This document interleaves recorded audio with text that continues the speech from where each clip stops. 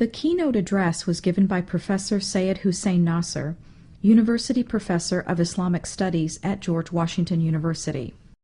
He began with the observation that this conference was one of the most important ever held on traditionalist topics.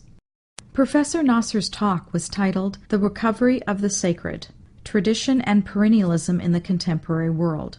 He presented a survey of the influences of modernism and scientism in the contemporary world and pointed out a number of significant ways in which the traditionalist perspective has been contributing to a more truthful assessment of that world. Dr. Nasr's talk also helped those attendees unfamiliar with this perspective to understand some useful terminology and central traditionalist tenets. Since this is the opening talk in this conference, Mr. Lakhani asked me to cover generally the field of tradition, and so I chose for my talk Recovery of the Sacred: Tradition and Perennialism in the Contemporary World. So let me go back very, very quickly to basic definitions. I'm glad Mr. Lakhani spoke a few minutes about the meaning of tradition itself. Let me add that this word gained its particular meaning at a time when the West had already become inundated in almost all of its aspects by an ideology called modernism. And to distinguish traditional truth, that is how human beings had thought and lived according to divine dictum, before this event it was necessary to use a particular term. And the term tradition was used rather than religion, because religion itself at that time was looked upon, especially in continental Europe, in a pejorative way by many people, and it itself had become, to a large extent, influenced by modernism. And therefore, the late René Guénon, followed by Ananda Coomaraswamy and Fridtjof Schuon, the three great masters of the traditional school, used the word tradition in this particular sense. But let's come back to the basic understanding that tradition means the sacred and its continuation over temporal sequence within a particular civilization. So it implies both a sacred origin and the continuation of the teachings which are sacred and which involve art, thought, life, every different aspect of our existence here on earth. Then we have the term traditional. Of course, that's very easy, and the way we use it is the person who accepts or who looks upon an idea which has the color of tradition. As for traditionalist, we use this for those who have totally accepted the traditional point of view. There's no one on earth, including atheistic philosophers, who do not say something sometime which has a partial truth in it. Nothing would exist without partial truth. And therefore, does not make tradition. A traditionalist is a person who accepts the traditional point of view, who accepts tradition as defined, which embraces the whole of life. Finally, we have the term traditionalism, which unfortunately, despite the excellent book of Professor Olmedo, who must be here somewhere with this very title, has also gained a pejorative connotation, especially in France and Italy, because a number of people have come about, in fact they came about a long time ago, who took the teachings of Guénon as being a kind of philosophy called traditionalism, as if it were another religion, as if it were another revelation. And therefore, certain authors, including the late Dr. Martin Lings, wrote specifically against the dangers of using traditionalism in this way. But I think for this conference, we must accept its positive and very positive connotation, that is the ism with which we're so much used, which incorporates the truth and the teachings of tradition. A short word also about perennialism. While the traditional school was very strong in Europe, the term perennialism was not very much used.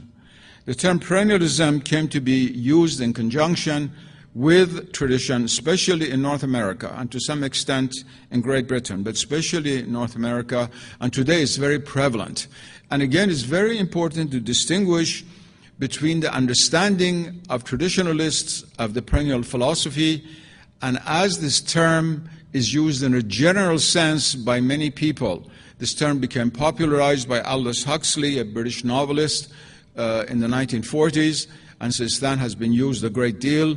Yes, we who consider ourselves to be followers of tradition all believe in the perennial philosophy, but our understanding of it is traditional, not a kind of general conceptual unity between various ideas from different civilizations without a root in sacred revelations and without an aspect of praxis. And I think it's very important to keep these terms in mind at the beginning of this very important two-day conference. Now, at the heart of tradition stands the sacred, with the capital S. The sacred, metaphysically, is that which is totally itself, independent of any other reality, therefore absolute, and encompassing every reality that is infinite. These are attributes of the divine ultimate reality. So the sacred is really another way of speaking about the divine. The reason we use the sacred is that it also flows into human life in such a way that it gives meaning to human life that is palpable. You can all smell the perfume of the sacred. Friedrich Schwann always used to say that one of the characteristics of modern man is that he has lost his sense of smell of the sacred. The perfume of the sacred he no longer smells. So I always want to come back to this idea of the sacred, about which I've written a great deal during the last few decades. And of course, other traditionalist writers, especially Friedrich Schwann, paid a great deal of attention to this term. This is also have many, of course, derivatives with which I will not become entangled right now. So the origin of tradition is the sacred. Sacred with the capital S.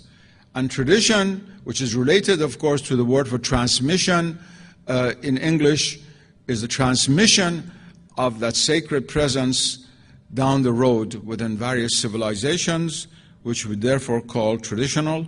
And within them, there are arts, there are sciences, there are philosophies, there are social structures, practically every aspect of life, including the political and economic, which have the perfume of the sacred, which are related in their structure to archetypal realities issuing from the divine source, from the sacred with the capital S. Now, let's make something very clear, which Prince of Wales also alluded to, but it needs to be very much clarified. I've read, even in the page of Sacred Web during the last year, certain people writing who have made a mistake as to why it is that we honor the past. We traditionalists honor the past. Traditionalism does not only have to do with the past. We do not honor the French Revolution and the guillotining of heads because it happened to be in the past. We honor a past which was imbued with the presence of the sacred. And that is why we are defenders of traditional societies and whatever remains of it. Not because it is in the past, but because it was in the past, but because it was a past in which the sacred was present. And this is a very important issue that must be understood. But tradition does not only concern itself with the past, it concerns itself with an ever-present reality here and now. A statement which I made many decades ago in London, which has been uttered by many other people. I said there is nothing more timely than the timeless. And this is certainly true of tradition. Tradition is timeless, and by virtue of that is timely. The truths of tradition are not proven by their crystallizations in the past. They are proven, especially for traditionalists, by the metaphysical evidence here and now, by the possibility of the experience and the intellectual understanding of the principles of tradition as we live right now at the present moment. And to this is related the idea that many people have brought up that certainly there was evil in societies past, and we traditionalists idealize the past. Now, this is a remarkable assertion considering the fact that so much has been written by traditionalists about evils of the past. First of all, which past are we talking about? If you go back to Hindu cosmology, certainly we're not talking about the Krita Yuga or the Golden Age. We're talking about pasts which are oftentimes in the Kali Yuga itself, if we're going to use a Hindu term. And in non-Hindu terms, no traditionalist has denied that there was evil, let's say, in the European Middle Ages or the Islamic Middle Ages or in ancient Egypt or whatever it is. The fact that's very important to understand, however, is that for traditionalists, even evil has a religious meaning.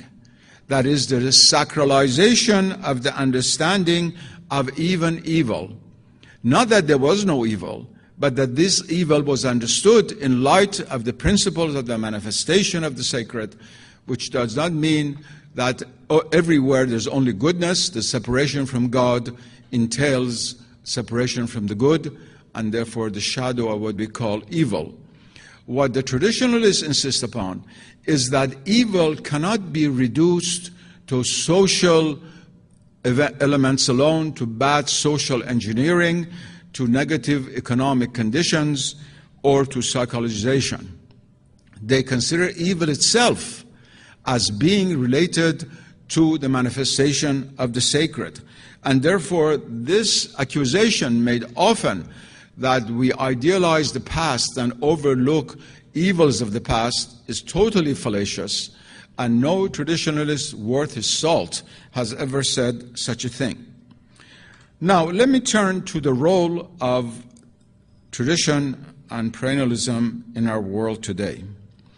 In a world which, by and large, has lost its sense of the sacred.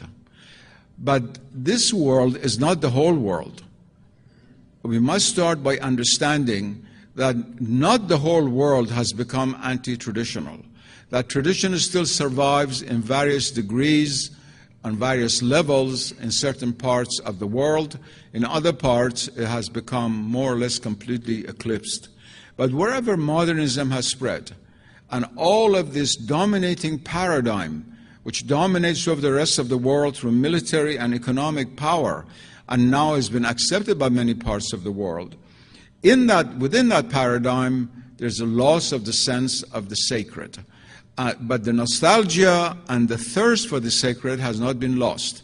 And that is the secret of so many pseudo-religions, and also serious attempts to discover the sacred outside of the matrix and limitations of the civilization which has created modernism, and therefore the great serious interest also in non-Western traditions. But the goal right now, more than anything else for tradition, is to rediscover the sacred in various domains. And I want to enumerate them for you. First of all, pure metaphysics, knowledge. Pure knowledge, knowledge of the divine principle, is sacred by nature. And it is the heart of knowledge itself, the very substance of knowledge. In one of his most amazing phrases, in which he was such a master, Friedrich Schuon said, and I will quote this in French because it is so beautiful in French, the English isn't quite as good. He said, la connaissance de la substance à la substance de la connaissance. That is, knowledge of the divine substance is the substance of knowledge itself. And the highest goal of tradition is the rediscovery of pure metaphysics. That is the supreme science, the science of the sacred with the capital S, which by virtue of that is itself sacred science. That's why I oftentimes use the word scientia sacra, as certain other traditionalists have used. This is the science of the real with a capital R. And the discovery of the sacred on every other domain depends ultimately on the rediscovery of the science. It is not accidental that the three great masters of the school of tradition in the 20th century, Guénon, Kumaraswamy, and Schuon, were all remarkable metaphysicians, each in his own way. They were all great metaphysicians because of the primacy of supreme knowledge, which itself gives us a vision of reality, from the highest reality to the simple everyday reality in which we live. And therefore, tradition has set out for itself the duty of reviving a supreme knowledge which had been lost in the West for a long, long time. As Guénon said already almost 100 years ago, what is called metaphysics in Western philosophy is not really metaphysics. And in fact, the term metaphysics itself is very unfortunate because it makes you think of something meta out there, and is a name simply given historically to the book of Aristotle, which was read after the physics. So it was called metaphysica, and it stuck. In other traditions, such as Islam or Hinduism, there are terms which are much more direct, like the term for ma'rifa in Arabic, or janana in Sanskrit, and other terms which deals with wisdom directly. But we have no choice but to use the term metaphysics in the English language, and remember that by that we do not mean simply a branch of philosophy. What we mean the supreme science which transcends all discursive philosophy, and traditional philosophy itself, in a sense, derives from that pure metaphysics and leads back to it. Now, in this task, which is a momentous task of the rediscovery of sacred knowledge, the traditional schools has been very successful. Compare the intellectual landscape today to a century ago, 1906, in the West. I don't mean in India or Iran or places like that, but in the West. Compare the two. In 1906, the philosophical intellectual landscape was totally dominated by either rationalism or irrationalism, after Kierkegaard and coming of this kind of philosophy in the late 19th century, and the mainstream rationalism going back to Hegel and Kant and those people.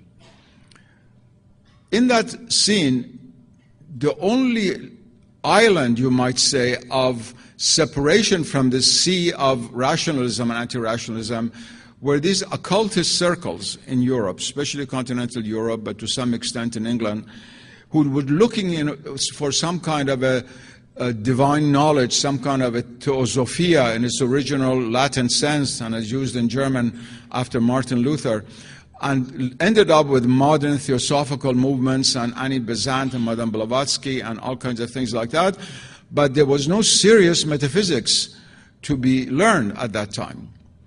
Now, a century later, you first of all have the remarkable books of these great metaphysicians, which are in print and read, and you have a number, I don't say everyone, a number of European even philosophers who are influenced by them, the least being the Anglo-Saxon world, where logical positivism and analytical philosophy has sort of dominated like an octopus over philosophy departments. But in continental Europe, there are now more and more openings to at least the consideration of the perennial philosophy or pure metaphysics. And in America, things are changing very much. It's paradoxical that the Second Congress on Tradition skipped over the United States from Peru to Canada, where the one country where there's most need of discussing tradition because of the tremendous power that this society has for the destruction of tradition, wherever it goes. But at the same time, there's a great deal of interest now in the United States. I remember that when I first came, this is a kind of anecdotal account, to this country, one day Houston Smith, who was a very old friend and a perennialist and traditionalist, I don't know whether he's here or not, he called me up. I was then living in Boston. He said, please come to New York immediately. The American Academy of Religion has accepted to have a session on the perennial philosophy and tradition, and you have to address them. So I took the plane and went down to New York, and the room was absolutely packed, and that was the beginning of a kind of academic acceptance of the perennial philosophy, which has gone from strength to strength during the last 25 years. Unfortunately, even in America, there is a greater opening. So in this task of representing traditional metaphysics in a contemporary language, which would be understood by the Western intelligentsia, of course, primarily French and English, but also German, Italian, Spanish, other European languages, major European languages. The traditional school has been very, very successful, and it has rendered a service which is invisible to many, but which is extremely important. The second is the recovery of the sacred in the cosmos. This is a vast subject, which happens to be something about which I know a little bit, and I would have liked to spend a great deal of time with you on this, but I have to be very brief because everything has to be said. The cosmos was always considered to be the domain of the sacred in every traditional civilization. The Hindu cosmos, the Islamic cosmos, the Taoist cosmos, the ancient Egyptian cosmos, Native American description of the cosmos are impregnated with the sense of the sacred. It was 17th century Galilean and Cartesian and Newtonian science that deprived the cosmos of its sacred quality, and in fact made the statement that the cosmos is sacred or nature is sacred a meaningless statement scientifically, and that's how it remains to this very day. People who speak in these terms are considered to be poets or philosophers or mystics, but irrelevant to serious knowledge, which we call science. That's one of the greatest tragedies that befell humanity and which is going to destroy us all. Now, what has to be done, and this here the task is more difficult than in metaphysics, is to revive the sacred understanding of the cosmos and of nature. The reason it's so difficult is because Western civilization and its domination over the rest of the globe for the moment is based not only on science, but a kind of scientism without people being fully aware of it, in which the views of modern science concerning the cosmos, which are perfectly legitimate as long as they remain within the boundaries set for modern science, are taken to be the only possible description of the cosmos, the only serious understanding one can have of the universe. And therefore, we live in a world in which a pseudo-cosmology, I will call it, based on the extrapolation of physics and astrophysics, has created this vast universe of stars banging against each other, and we are irrelevant to this whole reality, and we're just a speck on a speck on a speck of dust in that vast cosmos. It's really just science fiction, really, but it's taken seriously as science, and I never take it seriously because it changes every 10 years. Just wait 10 years and this whole thing will change and something else will come about. It just needs a bit of patience. In this world, there is no place for consciousness. There is no place for a reality which is not energy or matter defined according to modern physics. Just a couple of years ago at Harvard University, I gave a lecture called "In the Beginning Was Consciousness," the oldest philosophical lecture that exists in this country, the Dudley Lecture. And it caused a great deal of stir because I said that, in fact, the cosmos begins with consciousness. Consciousness does not evolve gradually within the history of the cosmos according to one of the most important pseudo-religious ideologies of the modern world, which is evolutionism, which every single traditionalist has opposed for 1,001 reasons into which I will not go now. But what has helped the cause of reviving the sacred in nature is the breakup of the world, the environmental crisis, which in the 60s was understood by only a few people, and now we have Vice President Al Gore's film, Inconvenient Truth. So this has become an urgent matter. And the very circumstances which have created this unprecedented crisis in the history of humanity helps to rediscover the sacred aspect of nature. It's interesting that in many circles, the only part of our teachings which are of interest to people are those which have to do with the question of the environmental crisis, with the question of nature's theophany, and the so-called New Age religions have taken a great deal from traditional writings on this particular issue. The New Age religions are not to be confused, of course, with tradition, but then we have to rediscover the sacred in us, in man. It's amazing how human beings have been able to secularize themselves. That is, to apply to the human state a pseudo-scientific view of the nature of man, which will reduce man simply to the molecular structures and DNA structures in his sinews and bones, which reduces the spirit to the psyche to biological activity, and the biology to physics. Of course, every tradition has been based on the realization of the sacred reality of the human state. When I say man, I mean homo in Latin or anthropos in Greek, and not only the male, that is men and women, the insan in Arabic. There's no tradition which has not believed that we have descended. We have not ascended, we have descended. Whether it's doctrine of Purusha and the sacrifice of Purusha, or an Insan al-Kamil, or the fall of Adam from paradise and the Garden of Eden in Christianity, and many, many other examples. Some traditions, like Confucianism, do not talk about the origin of the cosmos and of man. So there's not that question. But the cosmic dimension of man, of course, so-called the anthropocosmic doctrine, which Tu Wei Ming speaks about, is very evident. But for other traditions, there's always a doctrine that we have descended from a perfect archetype. That is the foundation of all ethics. If we have ascended, why should we be good? That's a very important philosophical question. And the religions meet very easily in the understanding of the sacred nature of the human state, because we have ascended, not but descended from an archetype. We talk all the time today about the sacredness of human life.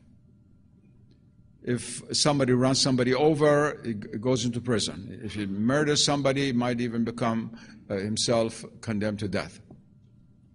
This statement, sacredness of human life, is pure sentimentality, totally devoid of any foundation in the dominant worldview of modern civilization. Because if human beings are nothing more than molecules which simply are bound against each other a bit more than in the case of the trilobites of the Cambrian era, then what is sacred about it?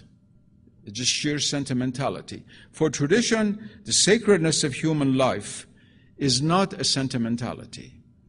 The divine, which is the source of all that is sacred, has breathed His Spirit unto us, as the Quran would say, and parallel views of other traditions, that there is a divine spark within all of us, that at the center of our heart resides Atman, the divine self, and many, many other descriptions of it.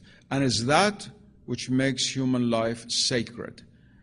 The fact that we walk vertically, which is itself a miracle, we don't pay attention to it. How can we do this with 2 little feet walk like this?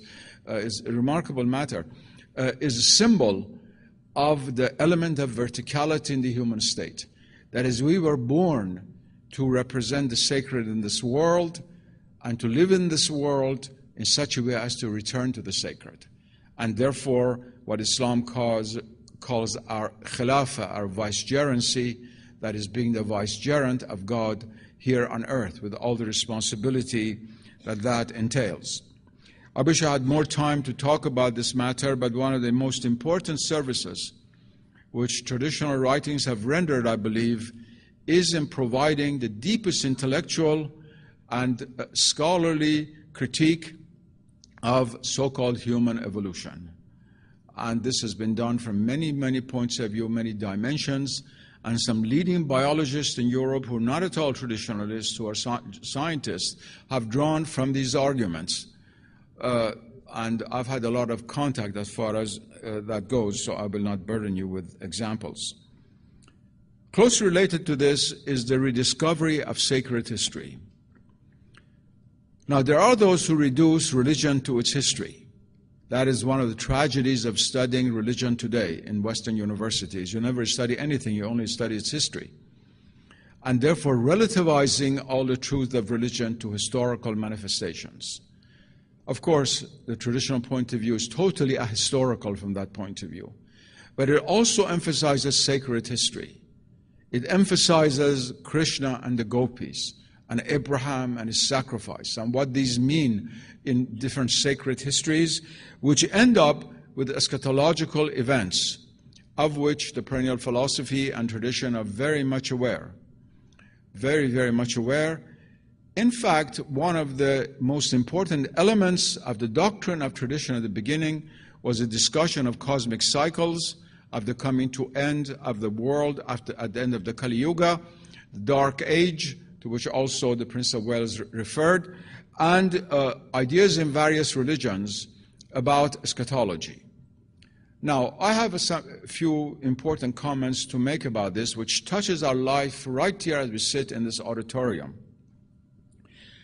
First of all, we have some traditionalists who are a bit too much Kali Yuga experts. You know, who sort of look around all the time to find this sign and that sign, and this is against the spiritual attitude and belief in God's freedom and God's will, and it's a detriment to the spiritual life.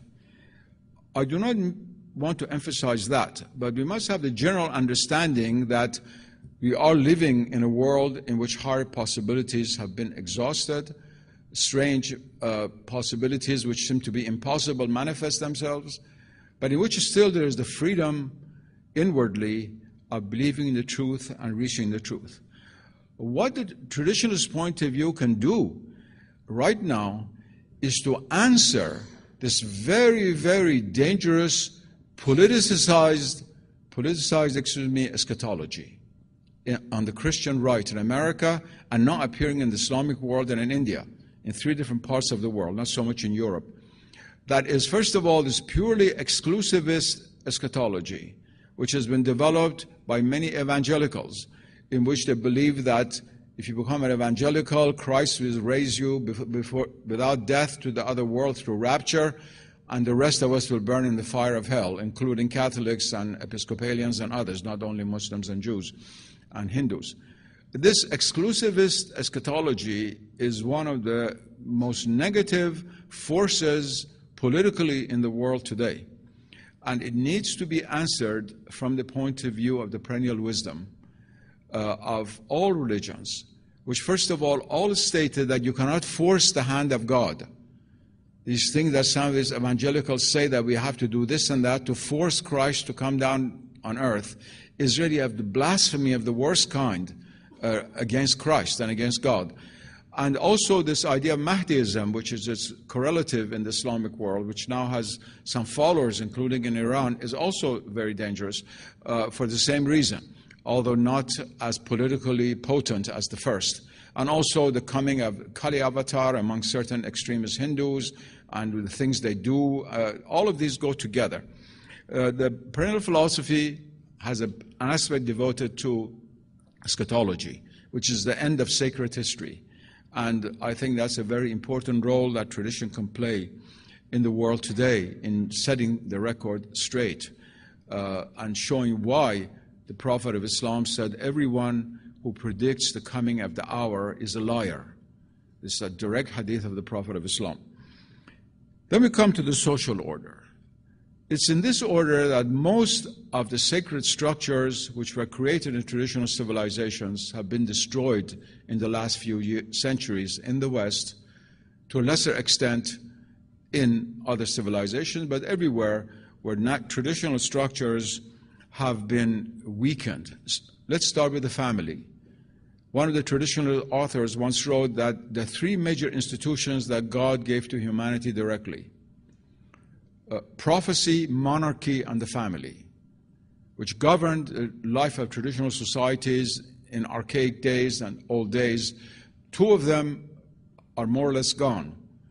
That is prophecy and or revelation and monarchy. I mean, the 2 still survive here and there, but they don't have the central role.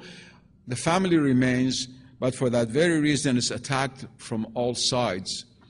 And the traditional point of view, first of all, shows both the absoluteness and the relativity of family. It shows that in a certain tradition you can have monogamy, in certain tradition you can have polygamy, you can have all kinds of marriages. Now, of course, some people would say you have same-sex marriage, but that doesn't exist in any traditional text. But anyway, that there are different ways of envisaging the family, but the family structure itself is sacrosanct and has a sacred quality to it. Secondly, what the Hindus call caste, which we do not have in, let's say, Islam or Christian civilization, but we do have the types, the primordial, profound human types, which correspond to the Brahmanic or Kshatriya or Vaishya or Shudra, the famous Hindu castes. But there are certain people who are drawn to knowledge. It's what that makes them happy. Even many modern scientists are by nature Brahmanic. Certain people do not become happy in knowing. Others do so. Certain people become happy in performing noble acts. And there are the Kshatriyas and so forth and so on down the road. What tradition needs to do, and has done to a large extent, is to bring out the spiritual significance of these social structures. I think no work in this domain has been as important as the book Kastagas by Fridtjof Schuon and some of the works in Swedish by Tag Lindbom, much of which has not been translated into English. And this also includes political institutions. This is a very touchy and ticklish matter because the traditionalists have been defenders by definition of all traditional political institutions that have survived. That is, they would side with the Japanese emperor against Mao Zedong, just to take two extreme cases of two sister civilizations. And of course, some places it does not work well. They've been criticized for saying you've had some bad kings, therefore succeeded by good presidents, and they give the case of Farouk and Jamal Abdel Nasser.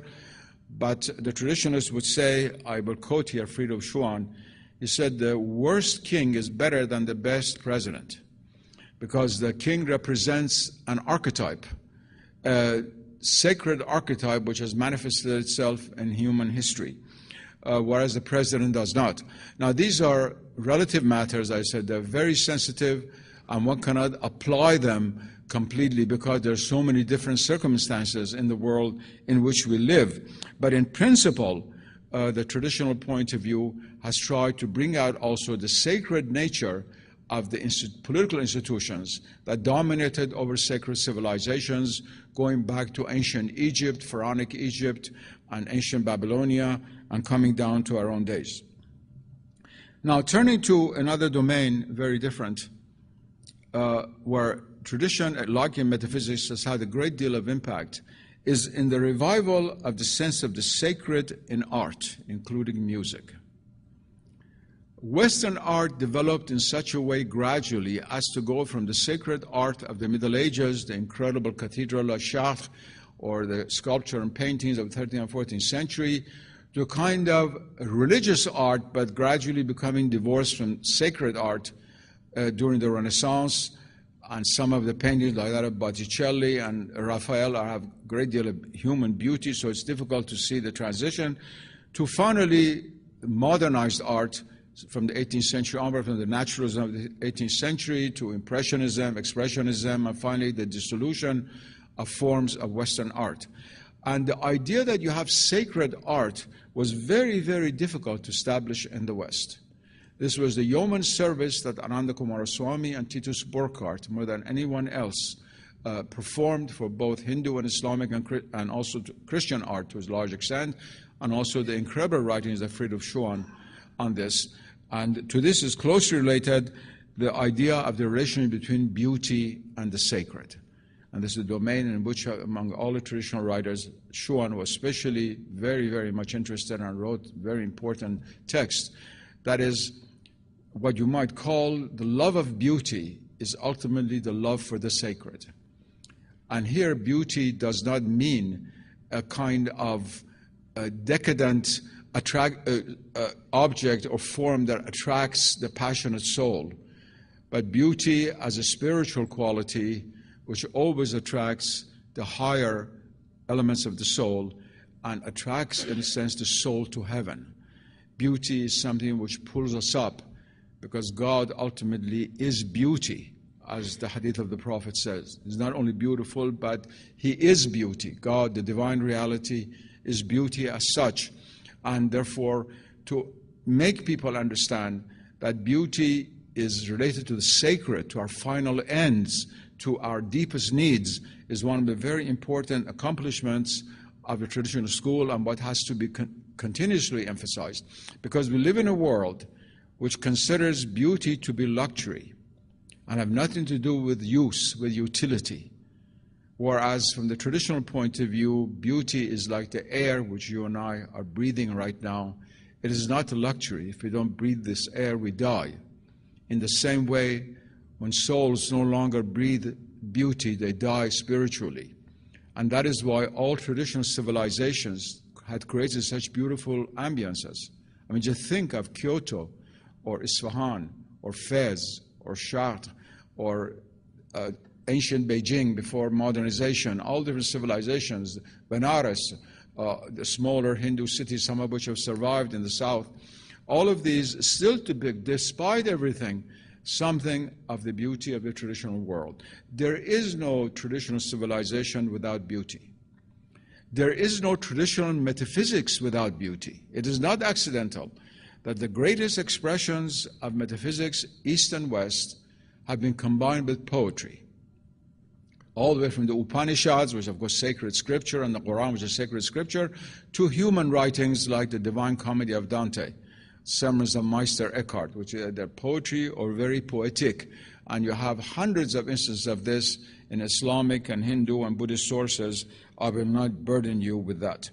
And finally, the role of the sacred today is within religion itself.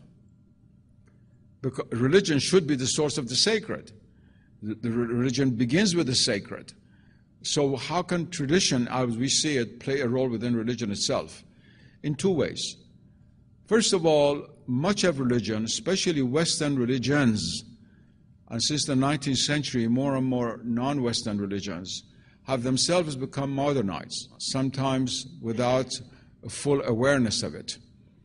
And tradition has had for its role to criticize that within religion, which itself has turned against the traditional understanding of the sacred. A prime example of it is Teilhard de Chardin, the Catholic priest who tried to Christianize evolution and who believed that Christ was not the Alpha, it was only the Omega, as if the Omega could be anything but the Alpha, and that the world evolves towards Christ. It doesn't begin with Christ, it begins with slime. And this was criticized very severely by the late Titus Burckhardt, by Schuon, by many others when the ideas first came out, and then many people in Italy and so forth took that over. So there is a critique of the modernism within religion itself, which tradition provides.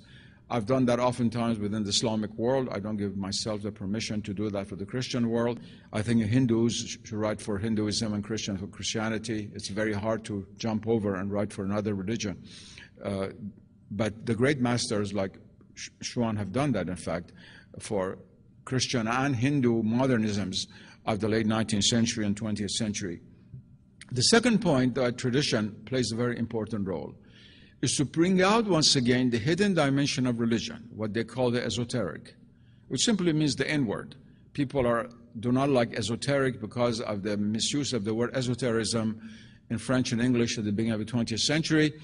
But we just simply mean the inward dimension. Ezo in Greek simply means in. The inward dimension of religion, which is associated with mysticism in Christianity, with Sufism, with esoteric schools of Hinduism, with Zen and Shen and Shingon and all kinds of different schools in the Far East, Chan, and to bring out the reality of these inner dimensions, especially in the West, where the inner dimension of Christianity has become eclipsed for centuries, to revive that, and on the basis of that, show the inner unity of religions. And here is the great significance of for the present day of the traditional teachings, that is, you do not have to posit orthodoxy against universality. The more orthodox a person is, in the true sense of the word, the more universal that person is. And this battle between the hardliners of different religions in the name of preserving their orthodoxies is a great tragedy based on the forgetting of the inner meaning of their traditions. Now, the highest goal of tradition school, is not to revive all these things that I said outwardly. It is to enable us to revive the sacred within ourselves. Once we revive the sacred within ourselves, the sense of smell of the sacred comes back to our nose. The olfactory sense is revived.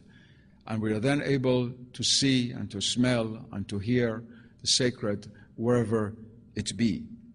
And therefore, one of the elements of the tradition which I wish to emphasize, which many people have forgotten, even within the traditional world, is the necessity of spiritual practice within an orthodox cadre in order to really be traditional.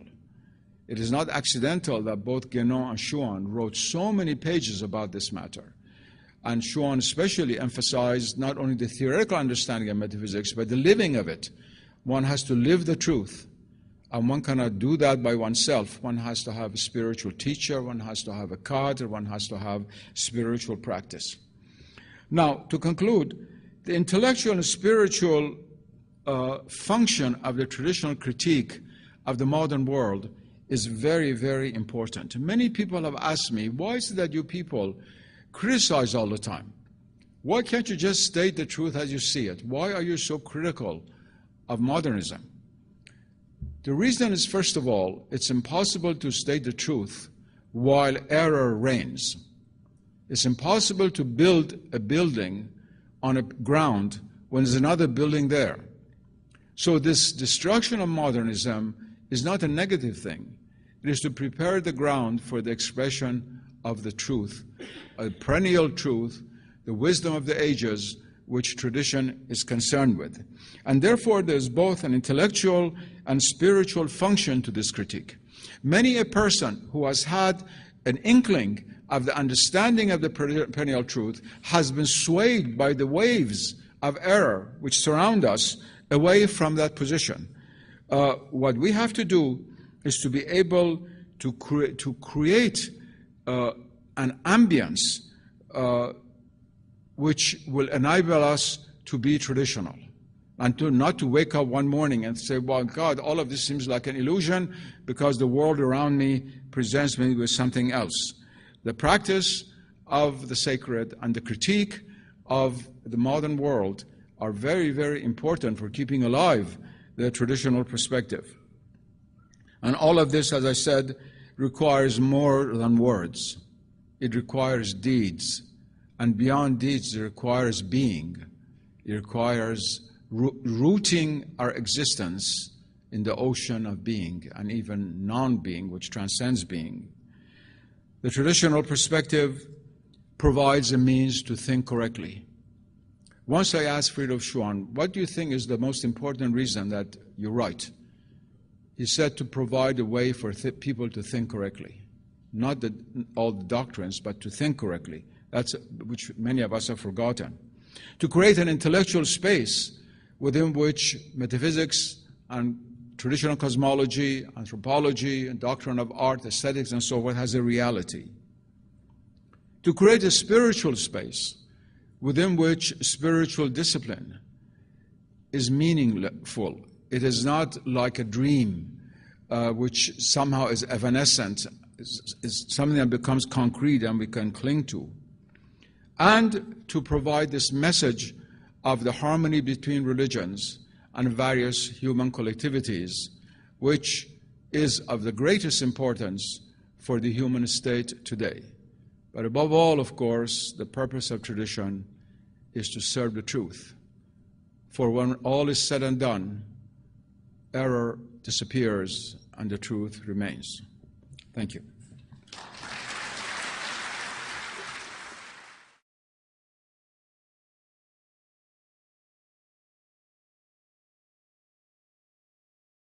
Meaning to human life that is palpable. You can all smell the perfume of the sacred. Friedrich Chouan always used to say that one of the characteristics of modern man is that he has lost his sense of smell of the sacred. The perfume of the sacred he no longer smells. So I always want to come back to this idea of the sacred, about which I've written a great deal during the last few decades. And, of course, other traditionalist writers, especially Friedrich Chouan, paid a great deal of attention to this term. This is also have many, of course, derivatives with which I will not become entangled right now. So the origin of tradition is the sacred. Sacred with the capital S. And tradition, which is related, of course, to the word for transmission in English, is the transmission of that sacred presence down the road within various civilizations, which we therefore call traditional. And within them, there are arts, there are sciences, there are philosophies, there are social structures, practically every aspect of life, including the political and economic, which have the perfume of the sacred, which are related in their structure to archetypal realities issuing from the divine source, from the sacred with a capital S.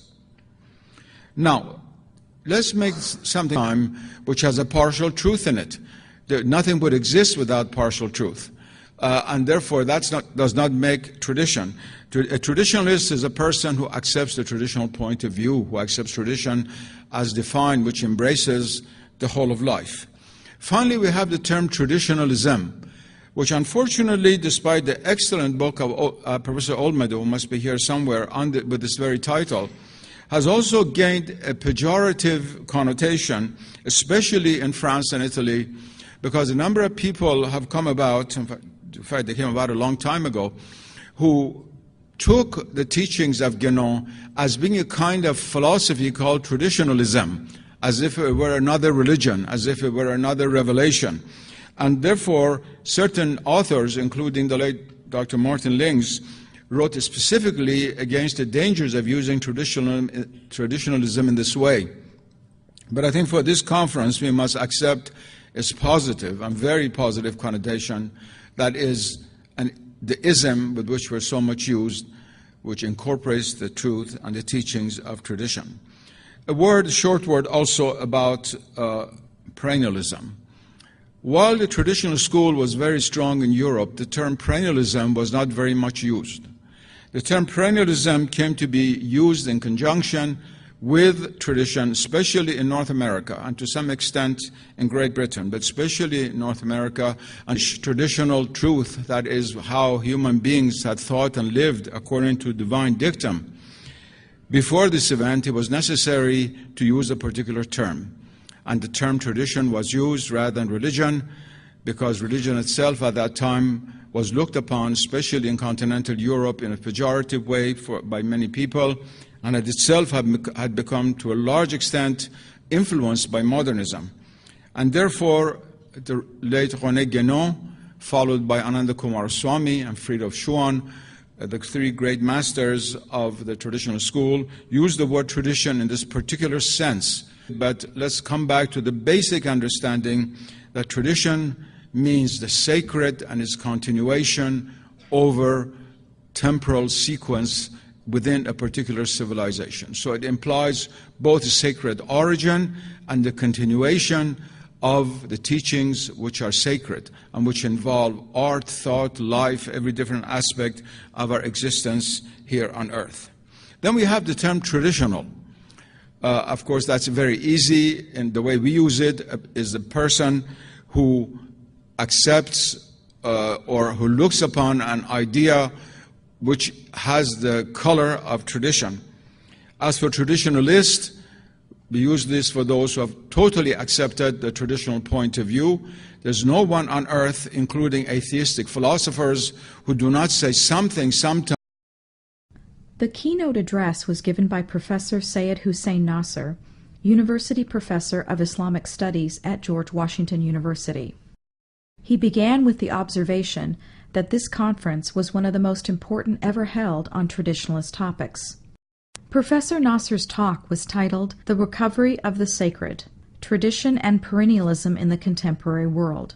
He presented a survey of the influences of modernism and scientism in the contemporary world and pointed out a number of significant ways in which the traditionalist perspective has been contributing to a more truthful assessment of that world. Dr. Nasr's talk also helped those attendees unfamiliar with this perspective to understand some useful terminology and central traditionalist tenets. Since this is the opening talk in this conference, Mr. Lakhani asked me to cover generally the field of tradition, and so I chose for my talk Recovery of the Sacred, Tradition and Perennialism in the Contemporary World. So let me go back very, very quickly to basic definitions. I'm glad Mr. Lakhani spoke a few minutes about the meaning of tradition itself. Let me add that this word gained its particular meaning at a time when the West had already become inundated in almost all of its aspects by an ideology called modernism. And to distinguish, today it's very prevalent. And again, it's very important to distinguish between the understanding of traditionalists of the perennial philosophy, and as this term is used in a general sense by many people. This term became popularized by Aldous Huxley, a British novelist, in the 1940s, and since then has been used a great deal. Yes, we who consider ourselves to be followers of tradition all believe in the perennial philosophy, but our understanding of it is traditional, not a kind of general conceptual unity between various ideas from different civilizations without a root in sacred revelations and without an aspect of praxis. And I think it's very important to keep these terms in mind at the beginning of this very important two-day conference. Now, at the heart of tradition stands the sacred, with the capital S. The sacred, metaphysically, is that which is totally itself,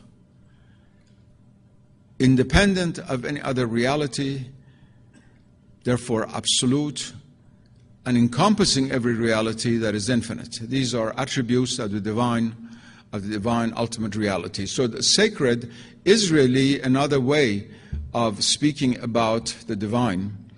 The reason we use the sacred is that it also flows into human life in such a way that it gives